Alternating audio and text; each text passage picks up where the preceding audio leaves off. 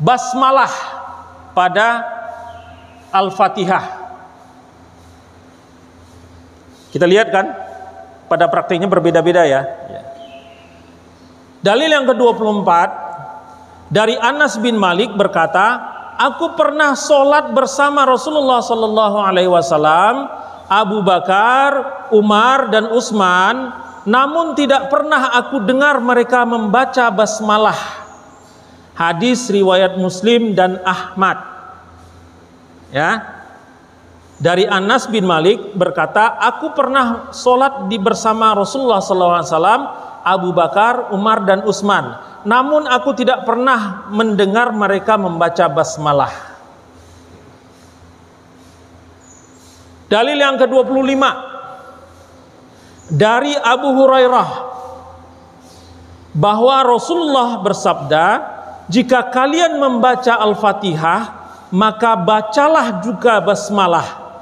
Karena itu Ummul Quran atau Ummul Quran, Ummul Kitab dan Sab'ul Mas'ani. Basmalah juga termasuk ayat dari surah Al-Fatihah. Sab'ul Mas'ani itu artinya 7 yang selalu berulang-ulang, selalu diulang-ulang. 7 ayat yang selalu diulang-ulang. Hadis ini mengatakan bahwa basmalah itu termasuk surah di dalam Al-Fatihah. Ini agak crucial nih, karena Al-Fatihah ini hukumnya wajib. Ya, hukumnya wajib. Kalau yang sunah-sunah nggak apa-apa gitu.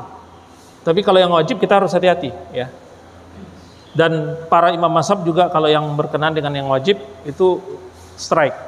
Sama waktu saya bulan yang lalu kan saya bicara takbiratul ihram itu hukumnya wajib dan hati-hati. Ya, jangan sampai nggak baca takbiratul ihram. Wajib bagi imam, makmum atau munfarid.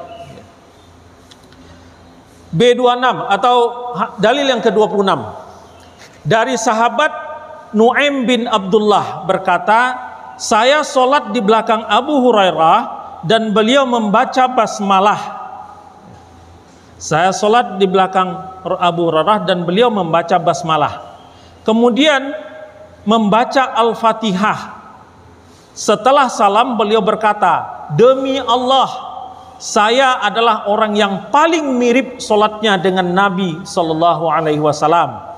Hadis riwayat An-Nasai dalam sunannya dan Ibnu Khuzaimah dalam sahihnya. Ya, beda kan, kelihatan 24 mirip dengan 26. Ya, 25 beda sendiri. Ya, 24 beda sendiri. 25-26 menyatakan basmalah itu include. Ya, 24 mengatakan nggak pernah kedengaran Rasulullah, Abu Bakar dan Umar dan Utsman membaca basmalah di dalam sholatnya. Ya. Bingung Pak? Bingung lagi? Pegangan Pak kalau bingung ya. Nah, di dalam mazhab para imam mazhab memilih pendapat mana yang mereka pakai ya. Di dalam mazhab Syafi'i, basmalah merupakan bagian dari Al-Fatihah. Jadi wajib dibaca bersama Al-Fatihah secara jahar. Ya. Ini krusial nih. Basmalah merupakan bagian dari Al-Fatihah. Jadi wajib dibaca bersama Al-Fatihah secara jahar. Hadisnya, dalilnya adalah dalil nomor 25 dan nomor 26 tadi.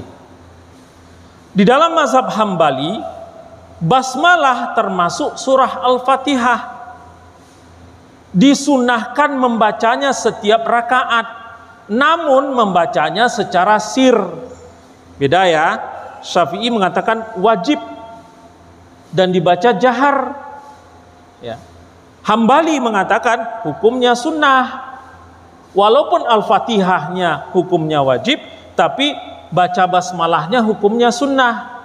Bacanya disirkan. Maliki, basmalah tidak termasuk Al-Fatihah. Hukumnya makruh dibaca di dalam sholat. 24. Ini tolak belakang nih. Bertolak belakang. Basmalah tidak termasuk Al-Fatihah, hukumnya makruh, tapi nggak diharamkan ya. Makruh. Artinya makruh lebih baik tidak dibaca. Ini dalam mazhab Maliki. Di dalam mazhab Hanafi, basmalah bukan merupakan bagian dari Al-Fatihah. Jadi Maliki dan Hanafi ini setipe ya, sependapat. Basmalah bukan merupakan bagian dari Al-Fatihah. Basmalah bukan merupakan bagian dari Al-Fatihah. Imam tidak membaca basmalah. Imam tidak membaca basmalah. Namun bagi sholat munfarid wajib membaca basmalah pada setiap rakaat dengan suara pelan. Agak berbeda ini pendapat dari mazhab Hanafi. Mengatakan basmalah bukan merupakan bagian dari Al-Fatihah. Imam tidak membaca basmalah. Namun bagi orang yang sholat munfarid, artinya sholat sendiri tidak mengikut imam, maka membaca basmalah pada setiap rakaat dengan suara pelan. Jadi perlakuannya berbeda di dalam mazhab Hanafi. Nah, pendapat Ibnu Abi Layla boleh membaca secara jahar atau sir. Jadi dibolehkan membaca, tapi tetap membaca. Ini pendapat Ibnu Abi Layla ya. Boleh membaca, memilih dibaca secara jahar ataupun secara sir. Nah, Bapak-bapak bisa lihat imam-imam di Mutakin bacanya seperti apa? Ada yang baca basmalah, ada yang tidak baca basmalah, ada yang baca basmalahnya dipelankan. Jadi inilah hujah-hujah yang mereka pakai. Ngikutnya ke siapa?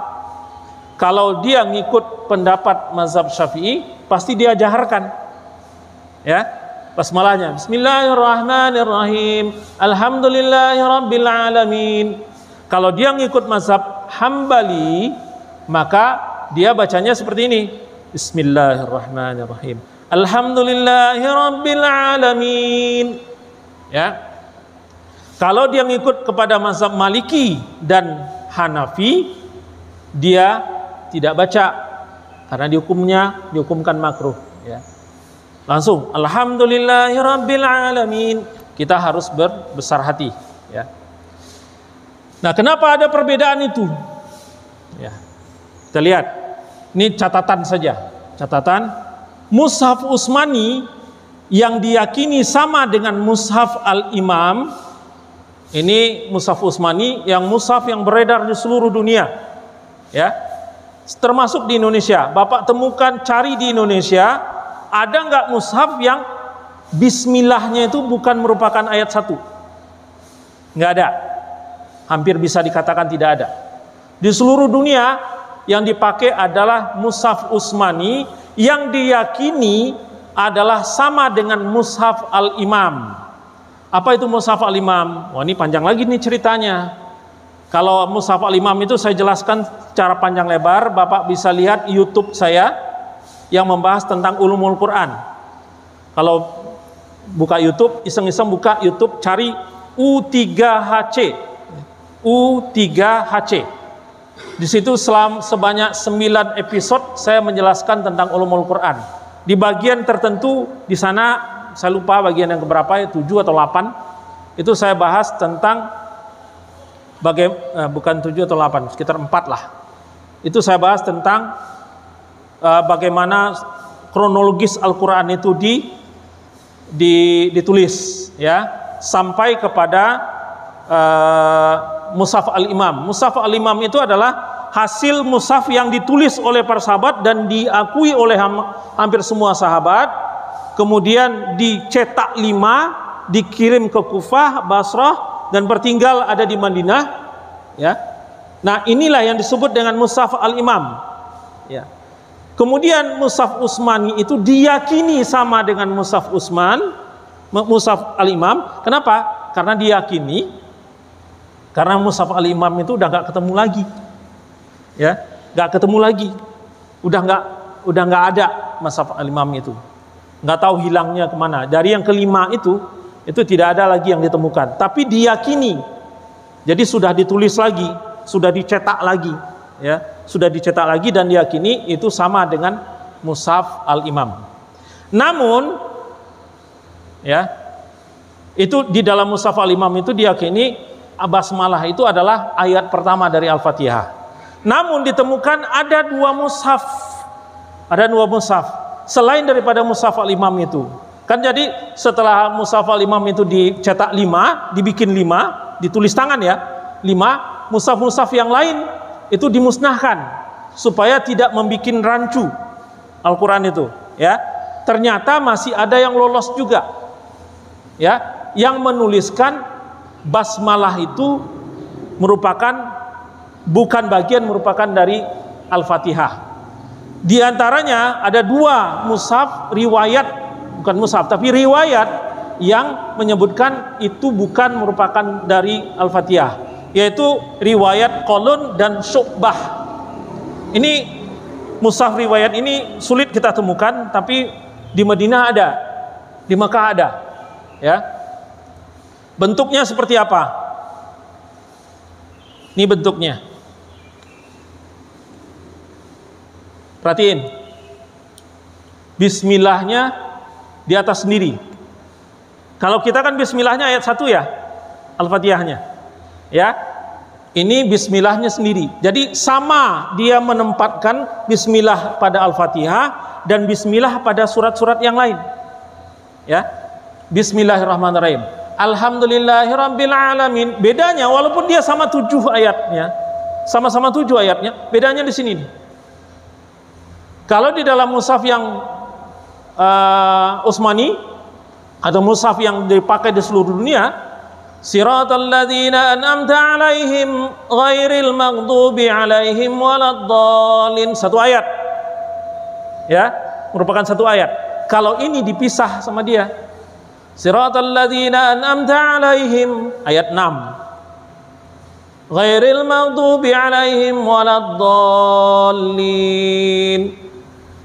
Perhatikan, ini tulisan 1, 2, 3-nya enggak tulisan Arab ya, tapi tulisan Latin ya. Ini mushaf Qalun ya. Mushaf Syu'bah mirip. Nah, ini satu lagi. Ini Malikiyaunya. Kalau Malikiyau kita ada Matobi'i di sini ya. Ada Matobi'i di sini. Maliki Yaumiddin, ini enggak, Maliki Yaumiddin. Jadi bedanya di situ ya. Kemudian kita perhatikan lagi. Ini riwayat Syu'bah. Sama. Bismillahirrahmanirrahim sendiri. Enggak termasuk, bukan merupakan ayat 1. Ininya sama juga. Siratal ladzina an'amta 'alaihim ayat 6. Ghairil maghdubi 'alaihim waladdallin ayat ke-7. Malikiyaunya sama. Tidak matabi, tapi tidak ada harakat ya. Tidak ada mat ya, bukan tidak ada harakat, tidak ada mat ya. Maliki yaumiddin. Jadi kalau bapak-bapak dengar imam bacanya Maliki yaumiddin, dia ngikut ini, dia ngikut riwayat ini ya. Kalau bukan riwayat Qalun, dia ngikut riwayat Syu'bah. Kalau dia baca Maliki Yaumiddin, itu ngikut riwayat yang umum ya.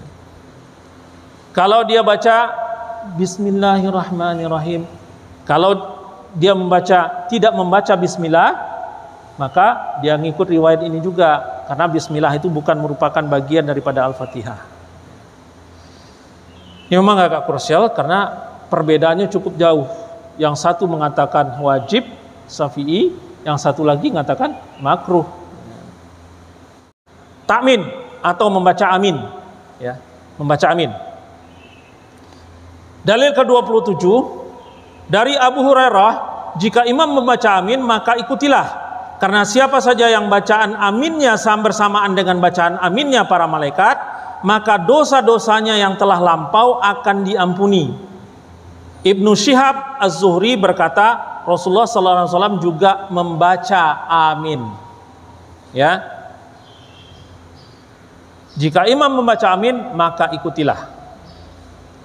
Dalil yang ke-28 dari Ibnu Mas'ud radhiyallahu an, 4 hal yang disamarkan oleh imam, yaitu membaca ta'awuz, membaca basmalah, membaca amin, dan tahmid Rabbana walakal hamd, yang disamarkan oleh imam. Artinya apa yang disamarkan? Imam itu baca tapi bacanya nggak kedengaran, ya. Imam itu baca tapi bacanya nggak kedengaran, disamarkan. Nah, para imam mazhab, di dalam mazhab Hanafi, imam, makmum dan munfarid membaca pelan, baik dalam sholat jahar atau sholat sir, ya. Jadi bacanya pelan. Ghairil maghdubi alaihim waladdallin. Imam, makmum dan munfarid membacanya pelan. Amin. Amin. Amin saja, pelan. Baca tapi pelan bacanya. Nah, di dalam mazhab Maliki, makmum dan munfarid dianjurkan membaca dengan suara pelan untuk sholat jahar atau sir. Imam hanya dianjurkan untuk sholat sir saja.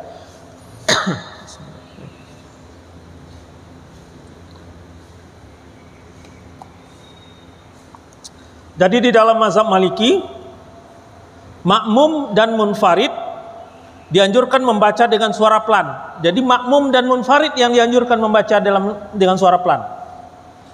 Imam hanya dianjurkan untuk sholat sir saja. Jadi sholat jahar, imam tidak membaca aminnya. Yang baca aminnya hanya makmum dan munfarid. Tapi kalau di dalam sholat sir, imam juga membaca aminnya, dibacanya sir, ya. Itu dalam mazhab Hanafi dan Maliki. Kemudian di dalam mazhab Syafi'i dan Hambali, imam, makmum dan munfarid membaca keras pada sholat jahar dan membaca pelan pada sholat sir. Jadi dalam mazhab Syafi'i dan Hambali, siapapun dia, selama dia sholatnya sholat jahar, dia baca amin, dijaharkan, ya. Tapi pada sholat sir, sholat zuhur, sholat asar, itu sholatnya sholat sir, dia baca aminnya pelan. Ya lucu juga kan, baca Al-Fatihahnya dia sir, tiba-tiba amin, kan nggak lucu gitu loh. Jadi kalau dia baca sholat, dia adalah sholat sir, maka baca aminnya sir. Kalau dia sholatnya sholat jahar, baca aminnya jahar. Nah, ini ada kejadian orang Indonesia pergi ke Afrika, imam baca Al-Fatihah, ghairil maghdubi alaihim waladdallin. Makmum yang lain diam, dia baca sendiri amin. Nah, itu lain. Kenapa? Karena dia ikut mazhab Syafi'i, berada di tempat orang mazhab yang lain, gitu ya.